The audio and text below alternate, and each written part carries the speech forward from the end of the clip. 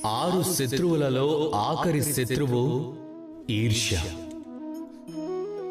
ఎవరైనా వ్యక్తి ఒకవేళ జీవితంలో మనకన్నా ముందుకు వెళ్ళిపోతుంటే, మనకన్నా వారు ఎక్కువ విజయం సాధిస్తే, మనకన్నా ఎక్కువ శ్రేష్టమైన వ్యక్తి అయితే, మంచి గుణవంతుడు అయితే, అప్పుడు ఎక్కడో ఒక చోట మన మనసులో ఈర్ష్య ఉత్పన్నమవుతుంది.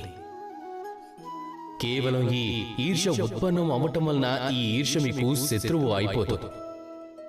ఆ వ్యక్తి వికాసాన్ని ఆపడం కోసం లేదా తనకన్నా ముందు వెళ్లటం కోసం ఒకవేళ మీరు అవినీతికి పాల్పడితే, అప్పుడు ఈ ఈర్ష్య మీకు శత్రువు అవుతుంది.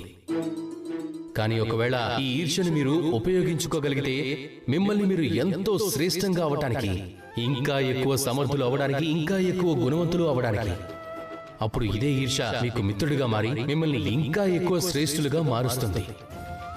ఆ విధంగా ఈర్ష్యను మీ మిత్రుడిగా చేసుకోండి. ఈ 6 వికారాలు, ఈ భావాలు వేటి గురించైతే మనం మాట్లాడుకున్నామో వాటిని మనం మన మిత్రులుగా చేసుకోవచ్చు.